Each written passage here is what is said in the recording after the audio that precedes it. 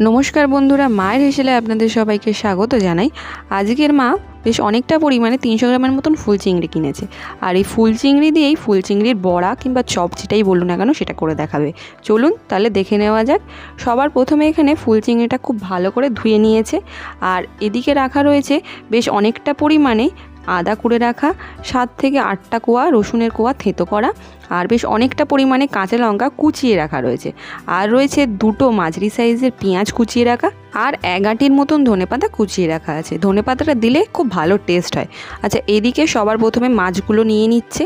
তারপরে হলুদ গুঁড়ো 1 চামচের মতন, আর 1 চামচের মতন নুন, আর বেশ অনেকটা পরিমাণে শুকনো লঙ্কার গুঁড়ো, জিরে মরিচের গুঁড়ো আর গোলমরিচের গুঁড়ো, আর 3 চামচের মতন বেসন।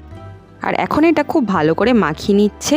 এই আমাদের মাখানো হয়ে গেছে, রেডি হয়ে গেছে। এবার কড়াই সাদা তেল দিয়েছে। তেল গরম হয়ে এলে একটা একটা করে হাতে বড়ার সাইজে গড়ে ছেড়ে দিয়েছে, কিংবা এই ধরুন আগে প্রত্যেকটা বড়া গড়ে নিয়েছে কেমন, তারপরে তেলে দিয়েছে। আর এই বড়াগুলো সব রেডি করে নিয়েছে মা।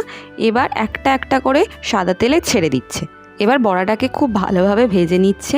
আর এখানে 1 পিঠ হয়ে গেছে, তাই মা বড়াটা উল্টে দিচ্ছে। এখন এটা 2টো পিঠ খুব ভালো করে ভেজে নিচ্ছে, একটু উল্টে পাল্টে দিচ্ছে, আর খুন্তির সাহায্যে চেপে চেপে দিচ্ছে, হ্যাঁ, যাতে মাছটা তাড়াতাড়ি সিদ্ধ হয়ে যায়।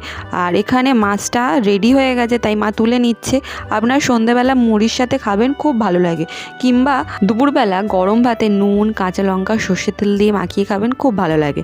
আর আমার মার এই রেসিপিটা যদি ভালো লেগে থাকে অবশ্যই লাইক, কমেন্ট, শেয়ার আর সাবস্ক্রাইব করে দেবেন আমাদের এই চ্যানেল মায়ের হেসেলকে। ধন্যবাদ।